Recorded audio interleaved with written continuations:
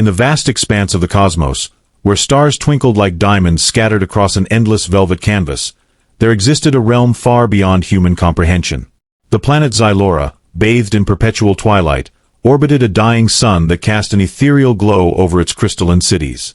Here, amidst towers of shimmering quartz and rivers of liquid light, lived Princess Lyria, the sole heir to the Zylorian throne. Her people, the Luminites, were beings of pure energy, their forms shifting between radiant beams and humanoid shapes at will. Princess Lyria had always been different from her kin. While other Luminites thrived on the collective consciousness that bound their society together, she found herself drawn to the concept of individuality. Her chambers in the celestial spire were filled with artifacts collected from various worlds.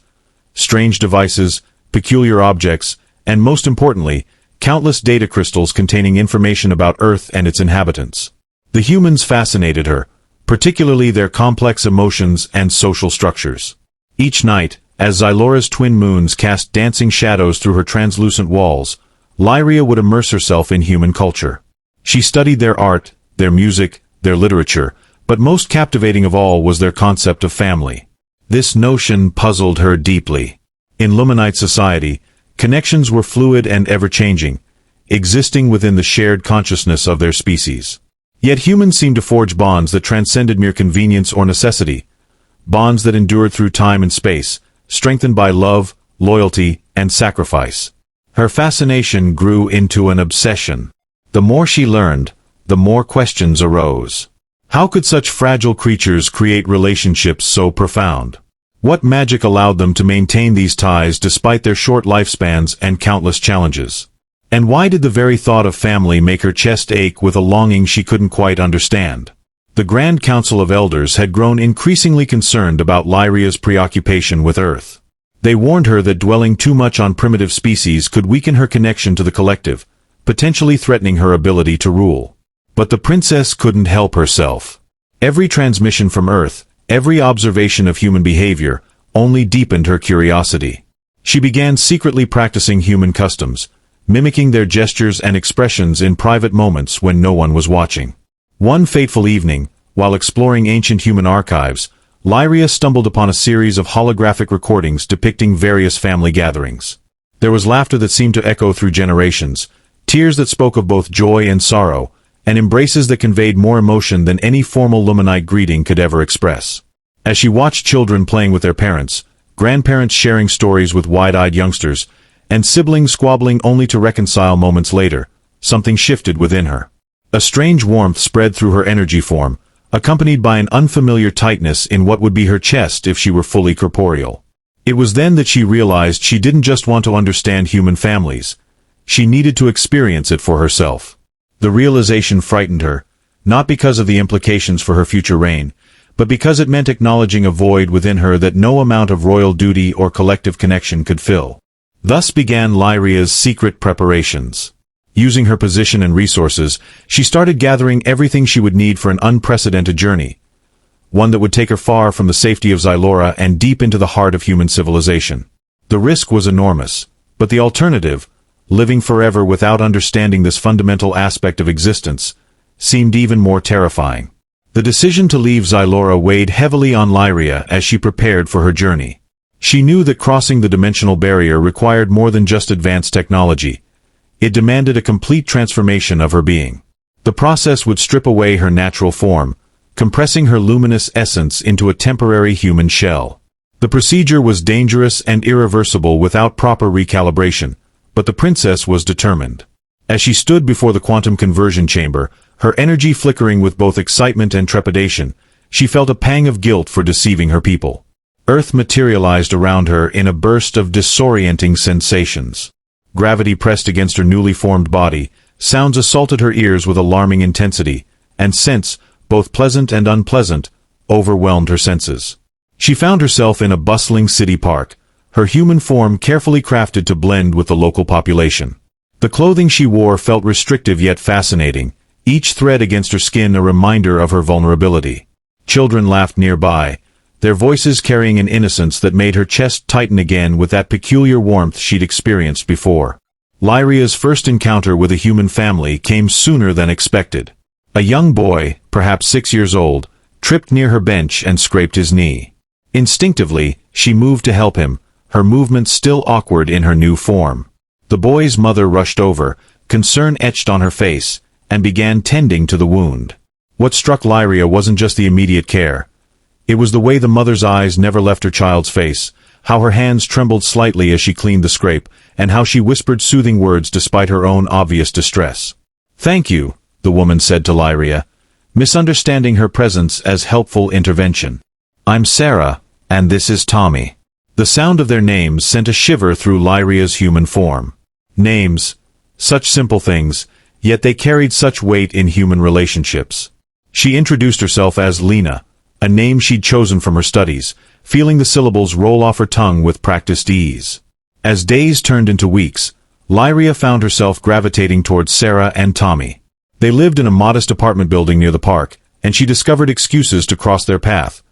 Buying coffee at the same shop, walking through the park at predictable times, even volunteering at the community center where Sarah worked. Each interaction revealed new layers to their relationship. Sarah's protective nature extended beyond physical care. She nurtured Tommy's imagination, encouraged his questions, and celebrated his small victories with genuine enthusiasm. One rainy afternoon, after helping Sarah carry groceries home, Lyria found herself invited into their apartment. The space was small but warm, filled with photographs and handmade crafts that spoke of shared experiences.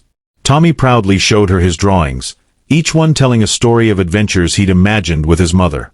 Sarah explained how they often created these tales together, weaving fantasy with reality in ways that strengthened their bond.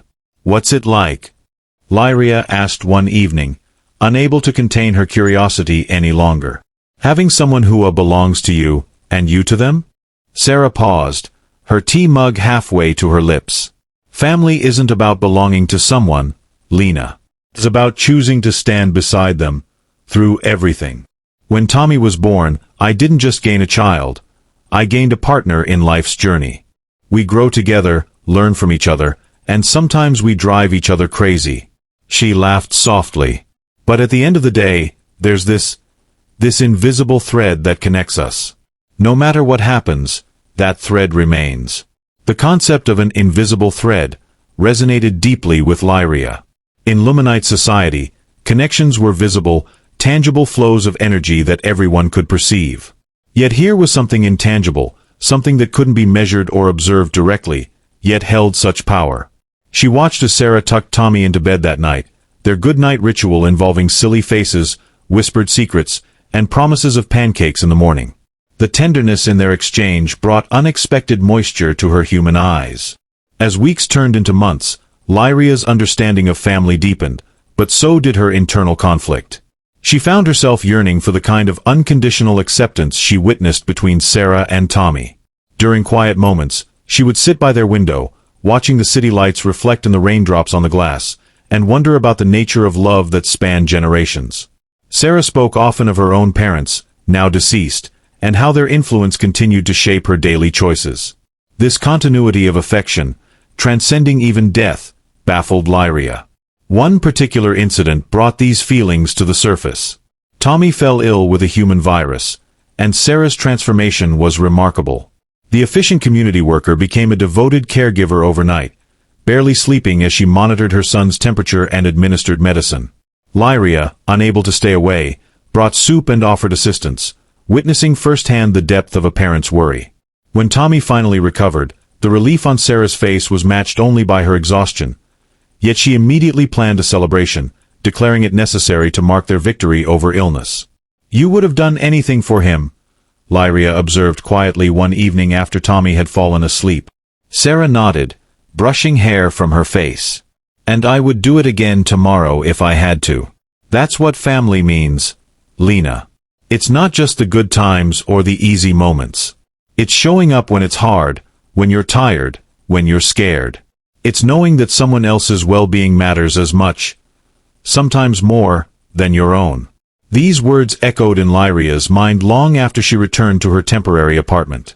They challenged everything she knew about relationships and responsibility. In Luminite society, care was distributed equally among the collective, decisions made through consensus rather than personal sacrifice. Yet here was Sarah, willingly bearing the burden of worry and work alone, finding strength in her isolation rather than seeking relief through shared responsibility. The more time Lyria spent with Sarah and Tommy, the more she noticed subtle aspects of their relationship that defied explanation. The way Sarah's voice softened when speaking to her son, how Tommy instinctively reached for his mother's hand in crowded places, the private jokes that needed no words. These small details painted a picture of connection that went beyond mere survival or convenience. It was as if they carried pieces of each other within themselves, invisible fragments that made them whole. During a particularly poignant moment, Lyria found herself asking, "Does it ever feel limiting to be so connected to one person?" Sarah considered this carefully while folding laundry. Sometimes, maybe. But mostly it feels freeing. Knowing that someone understands you completely, flaws and all, gives you courage to be yourself. With Tommy, I don't have to pretend or perform. He sees me at my worst and still loves me. That kind of acceptance. It's powerful. This revelation struck Lyria with unexpected force. In her world, perfection was paramount, and any deviation from the collective norm was quickly corrected. The idea of being loved despite imperfections, or perhaps because of them, was revolutionary. She began to notice similar dynamics in other human families she encountered. The elderly couple holding hands in the park, their steps slow but synchronized. The teenage siblings arguing fiercely one moment, then defending each other against outsiders the next. The single father working 2 jobs, his weary eyes lighting up whenever his daughter called. Each observation added another layer to her understanding, yet also deepened her confusion. These human connections seemed to require maintenance, effort, and sometimes painful compromise. Unlike the seamless flow of luminite energy, human relationships appeared messy and imperfect. Yet they possessed a vitality, a raw authenticity that her own society lacked. The very imperfections that might have been corrected in Zora seemed to be what gave human families their strength and character. One evening, as Lyria helped Sarah organize old family photos, she came across a particularly faded image. It showed Sarah as a child, standing between her parents at a beach. The wind had caught their hair, and they were all laughing, eyes squinted against the sun. Something about the moment captured in that photograph, the casual intimacy, the shared joy, triggered a memory from Lyria's own past.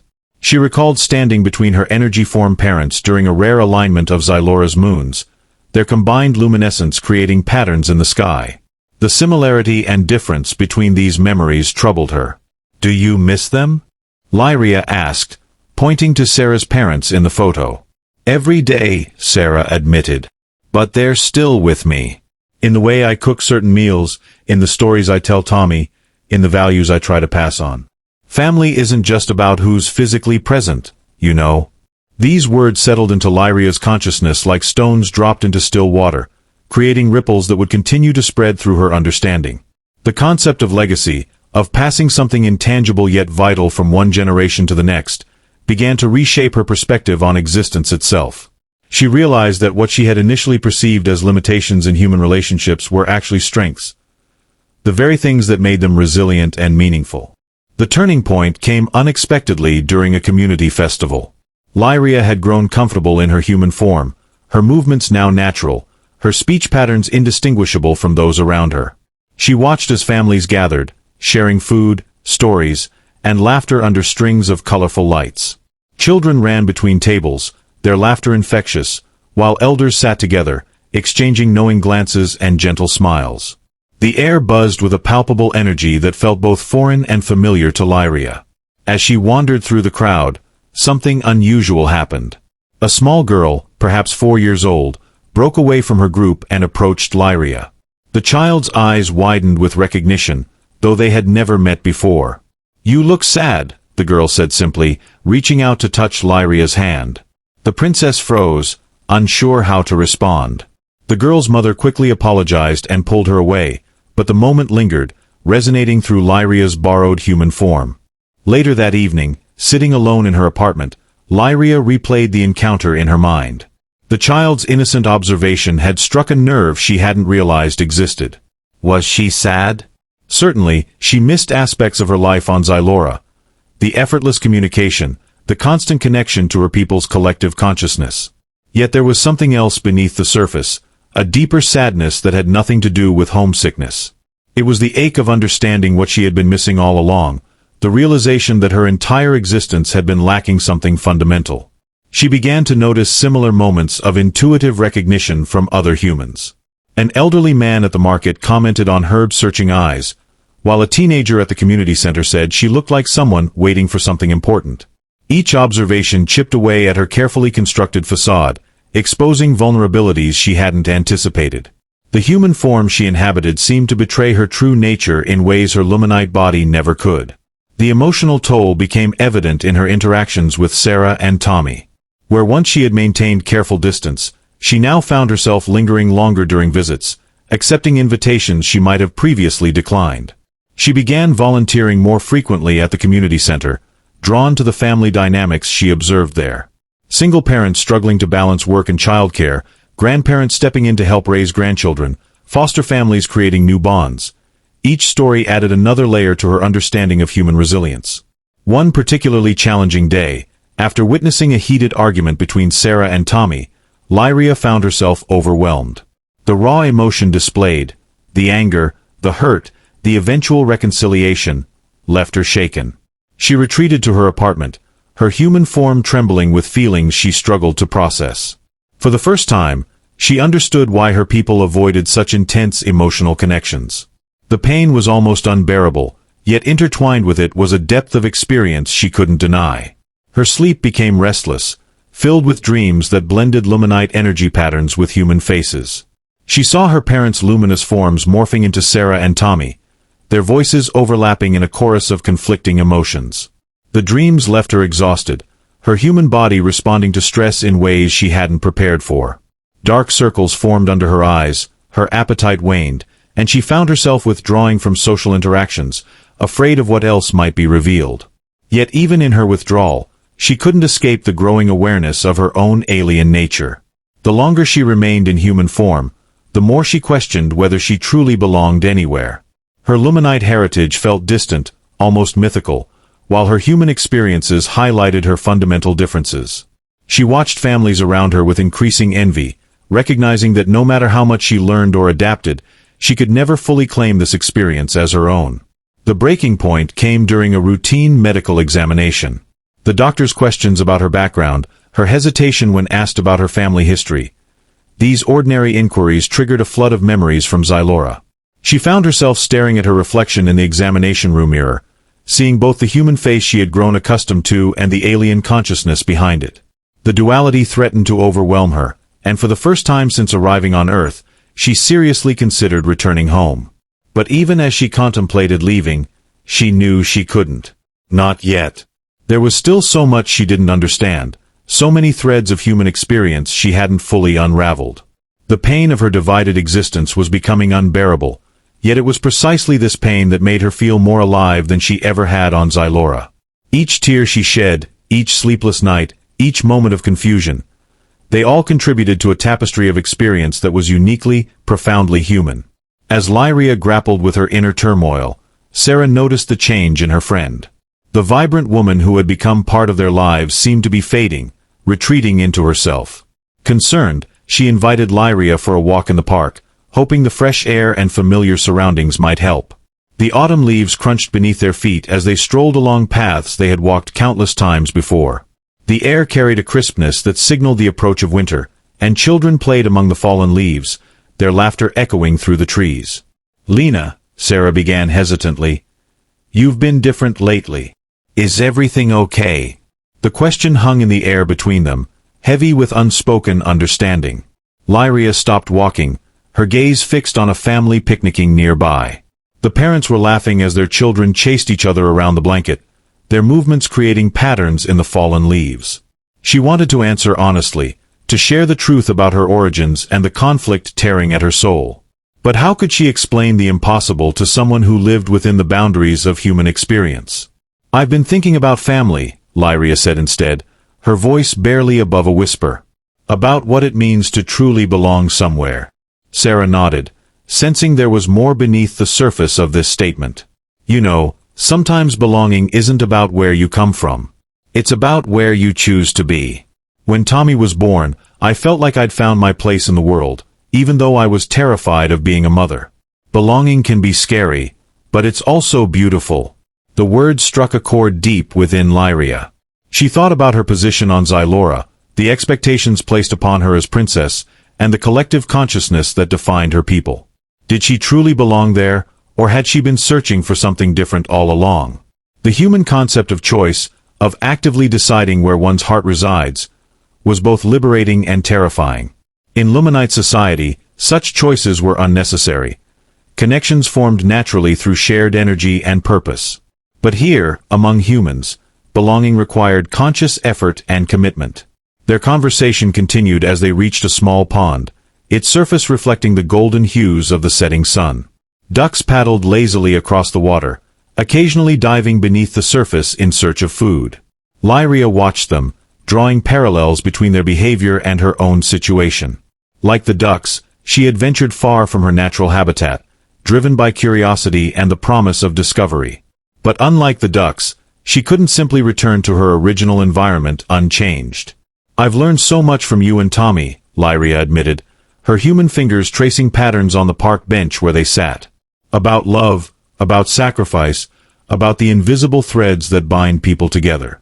But sometimes I wonder if understanding isn't enough. If experiencing something doesn't necessarily mean you can claim it as your own." Sarah placed a comforting hand on Lyria's shoulder, her touch grounding in its simplicity. Maybe belonging isn't about claiming something. Maybe it's about contributing, about adding your own thread to the tapestry. "You've already woven yourself into our lives, Lena. Doesn't that count for something?" The sincerity in Sarah's voice brought unexpected tears to Lyria's eyes. Through her human form, she felt the weight of centuries-old traditions and expectations pressing against her consciousness. The Luminite princess who had left Zylora in search of answers now faced a new dilemma: whether to embrace the human experience she had come to cherish or return to her rightful place among her people. Both paths promised fulfillment but demanded sacrifices she wasn't sure she could make. As they sat together watching the sun dip below the horizon, painting the sky in shades of orange and pink, Lyria realized that her journey had transformed from one of mere observation to something far more profound. The human concept of family had ceased to be an abstract idea and had become a living, breathing reality that touched every aspect of her existence. Yet with this understanding came the painful recognition that she might never fully belong to either world, caught between the luminous energy of her birthright and the warm embrace of human connection. The darkness that followed their park visit seemed to settle over Lyria's spirit as well as the city itself. She found herself drawn to the rooftop of her apartment building, where the lights of Earth's civilization stretched endlessly in every direction. From this vantage point, humanity appeared as a vast network of connections, each light representing lives intertwined in ways both visible and invisible. The view reminded her of Zylora's energy fields, yet here the connections pulsed with a chaotic beauty that defied perfect order. As she stood there, wrapped in the cool night air, Lyria's thoughts drifted back to her last meeting with the Grand Council before her departure. Their warnings about the dangers of prolonged exposure to human emotions now seemed prophetic. She had dismissed their concerns, believing her Luminite essence would remain untouched by human experiences. But standing amid Earth's constellations of human connection, she understood how wrong she had been. Her very core, the energy that defined her existence, had begun to resonate with human frequencies, creating harmonies and dissonances that neither world could fully comprehend. The realization brought both clarity and confusion. She had come to Earth seeking understanding, yet found herself facing questions that challenged the foundations of both societies. Could the structured perfection of Luminite existence coexist with the messy beauty of human relationships? Was it possible to bridge the gap between collective consciousness and individual experience?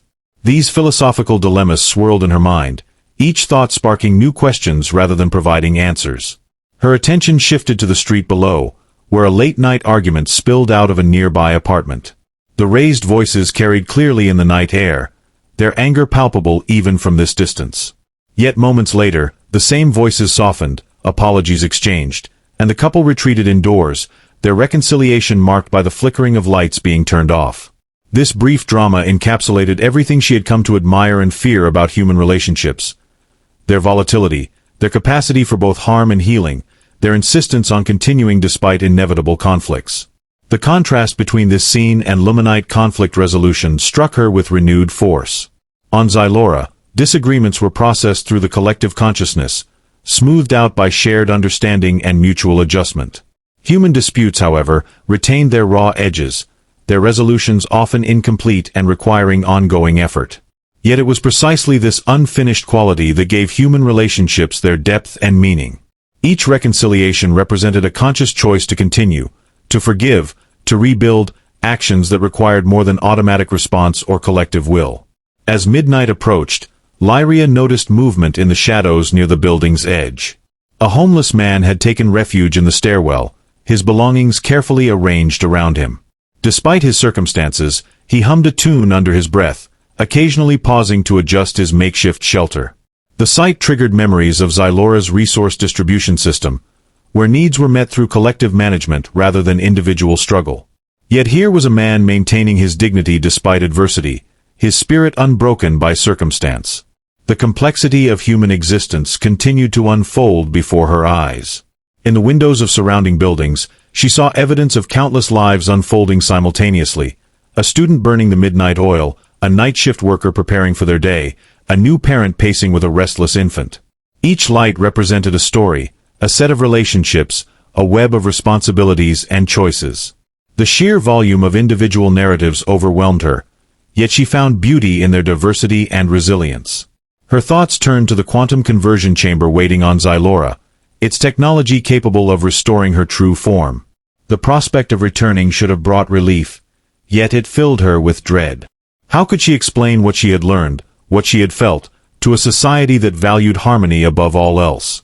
Would her people understand the value of individual struggle, of relationships forged through choice rather than necessity? Or would they see her transformation as contamination, a corruption of their perfect order? The night deepened, bringing with it a chill that penetrated her human clothing. As she rubbed her arms for warmth, she realized that this physical sensation, this vulnerability to temperature and environment, had become strangely comforting. It served as a constant reminder of her current state, of the limitations and possibilities inherent in human existence. The thought of losing this awareness, of returning to the seamless energy flow of her native form, felt like abandoning a part of herself she had only just discovered. Below her, the city continued its restless dance. Emergency vehicles wailed in the distance, their lights flashing against building facades. A delivery truck rumbled through the streets, its driver fighting to meet deadlines. In a nearby apartment, a musician practiced scales on a piano, each note ringing clear in the night air. These sounds, once foreign and jarring, now formed a symphony of human endeavor that resonated with her altered consciousness. She understood now that the noise of human civilization wasn't chaos. It was life itself, expressed in countless forms and frequencies. Her gaze returned to the stars visible between the city's artificial lights. Among those distant points of light lay Zylora, its crystalline cities glowing with familiar energy patterns. The thought of home stirred conflicting emotions within her. She missed the effortless communication, the instant understanding that came with shared consciousness. Yet she also recognized that these very qualities had prevented her people from experiencing the depth of connection she had witnessed on Earth. The Luminite way offered perfection, but at what cost? The night wore on, and with it came a gradual shift in Lyria's perspective. She began to see her situation not as a choice between two worlds, but as an opportunity to bridge them. Perhaps her unique position, caught between human individuality and Luminite collectivism, could serve a greater purpose. The challenge lay in finding a way to honor both traditions without sacrificing the essence of either. The thought excited and terrified her in equal measure, suggesting possibilities that neither society had yet imagined. As dawn approached, painting the horizon with tentative streaks of light, Lyria remained on the rooftop, her human form silhouetted against the awakening city. The night's revelations had left her changed, her understanding of both worlds deepened yet complicated by new insights. She knew that whatever decision she made would alter the course of her existence forever. But for the first time, she embraced this uncertainty, recognizing it as the price of growth and transformation. As the first rays of dawn broke through the city skyline, Lyria felt a profound shift within her. The night's introspection had crystallized into a clarity that transcended her dual existence. She realized that her journey wasn't about choosing between two worlds but rather about forging a new path, one that honored both her Luminite heritage and the human experiences she had come to cherish. For the first time, she understood that belonging didn't have to mean fitting perfectly into one mold or another. It could mean creating something entirely new. Descending from the rooftop, Lyria returned to Sarah and Tommy's apartment. Her steps were deliberate, each movement infused with purpose. When Sarah opened the door, surprise flickered across her face, quickly replaced by concern. "Lena, is everything all right?" Lyria hesitated for a moment, then stepped inside. The warmth of their home enveloped her, a stark contrast to the cool morning air outside. Tommy was still asleep, his small form curled under a blanket adorned with spaceships, a detail that struck Lyria as oddly poetic. She turned to Sarah, who watched her expectantly, sensing that something significant was unfolding. "There's something I need to tell you," Lyria began, her voice steady despite the turmoil within. "Something I should have told you long ago." Sarah's brow furrowed, but she nodded, gesturing for Lyria to sit. As they settled on the couch, Lyria took a deep breath, feeling the weight of the truth pressing against her chest. "I'm not like you," she said finally, her words careful yet resolute. "I'm not human." For a moment, silence hung heavy in the room. Then Sarah laughed softly, shaking her head. "Lena, what are you talking about? Of course you're—" "No," Lyria interrupted gently, raising a hand. "I'm not. I'm from a place far beyond Earth. My people, we're different. We exist as energy, connected through a collective consciousness. I came here to understand something, to learn about family, about love, about what it means to belong. And I've learned so much from you and Tommy. But now I need to be honest." To her astonishment, Sarah didn't recoil in disbelief. Instead, she studied Lyria's face intently, as if searching for some hidden clue. After a long pause, she spoke. "You've always been different," she admitted quietly. "There were little things. How you seemed to notice things no one else did. How sometimes your eyes would glow just slightly when you were emotional. I thought maybe it was my imagination. But Lena, if what you're saying is true, then why are you telling me this now?" "Because I can't keep pretending," Lyria replied, her voice trembling. "And because I hope, that maybe there's a way to bring these two worlds together. My people, they don't understand emotions the way humans do. They see them as chaotic, unnecessary. But I've seen how powerful they are, how they connect people in ways that go beyond logic or convenience. And I think my people need to know that." Sarah reached out, placing a hand over Lyria's. "You've become part of our family, Lena, or whatever your real name is. That doesn't change because of where you're from." The words hit Lyria like a wave, filling her with a mixture of gratitude and sorrow. "My name is Lyria," she said softly. "And thank you for everything. But I have to go back. Not just to Zylora, but to find a way to bridge these two worlds. It won't be easy. There will be risks, sacrifices. But I believe it's possible." Over the next few days, Lyria prepared for her return. She spent hours with Sarah and Tommy, sharing stories of Zylora and explaining the nature of her people. To her relief, they listened without judgment, their curiosity outweighing any fear or confusion. Tommy, especially, was fascinated by tales of crystalline cities and energy forms, his young mind eager to imagine such wonders. On the day of her departure, Lyria stood in the park where she had first encountered Sarah and Tommy. The quantum conversion chamber awaited her in a hidden location nearby, its technology ready to restore her true form. As she prepared to leave, Sarah hugged her tightly, tears streaming down her face. "Promise me you'll come back," she whispered. "I promise," Lyria replied, though she knew the journey ahead would be fraught with challenges. "No matter what happens, you'll always be part of me." With that, she stepped away, her human form beginning to shimmer as the transformation process initiated. Energy coursed through her, lifting her off the ground as her physical body dissolved into pure light. From above, she looked down at Sarah and Tommy one last time, committing their faces to memory before ascending toward the stars. Back on Zylora, Lyria's return sent shockwaves through the Luminite collective. Her altered energy signature was immediately detected, and the Grand Council convened in urgency. When she appeared before them, her presence radiated with a complexity they had never encountered, a blend of Luminite essence and human emotion. "You've changed," the High Elder observed, their voice tinged with both awe and apprehension. What have you done? I've learned, Lyria responded, her luminous form pulsing with newfound strength. I've seen a way to evolve, to grow beyond what we've always believed was perfect. Our collective consciousness is beautiful, yes, but it lacks something vital. Something humans call family. It's messy, unpredictable, and sometimes painful, but it's also the source of their greatest strength. The council listened as Lyria recounted her experiences on Earth, describing the depth of human connection and the power of individual choice. At first, skepticism reigned, but as she shared memories and emotions absorbed during her time among humans, even the most rigid members of the council began to feel the stirrings of understanding. Her proposal was bold, to integrate aspects of human relationships into Luminite society, allowing for individual bonds while maintaining the unity of the collective. It would require a fundamental shift in their way of life, one that many resisted. Yet Lyria's conviction was unwavering. We don't have to abandon who we are, she urged. But we can expand, evolve. Imagine a society where the perfection of our energy flows is enriched by the beauty of personal connection. Where love and loyalty aren't seen as weaknesses but as strengths that make us whole. The debate raged for days, weeks, even months. Resistance was fierce, but so was Lyria's determination. Slowly, incrementally, changes began to take root.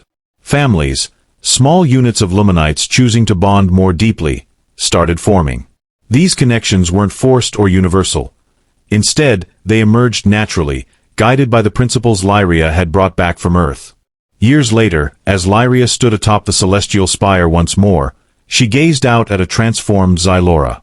The crystalline cities still glowed with their ethereal light, but now they pulsed with new rhythms, patterns of energy that reflected both collective harmony and individual bonds. Children played in fields of liquid light, their laughter carrying echoes of human joy. Elders shared stories not just through the collective consciousness but through personal narratives passed down through generations. And somewhere, deep within her luminous essence, Lyria carried the memory of Sarah and Tommy. Though she hadn't returned to Earth, not yet, she knew that her work was far from over. The bridge she had begun to build between worlds would require constant care, endless effort. But as she looked out at the evolving tapestry of her people, she felt a profound sense of fulfillment. Family, she had learned, wasn't confined to bloodlines or species. It was a choice, a commitment to stand beside others, to grow and change together, to weave invisible threads that bound hearts across galaxies. And in that moment, Lyria knew she had found her true place, not solely among the stars of Zora or the lights of Earth, but in the infinite space between, where connection transcended all boundaries.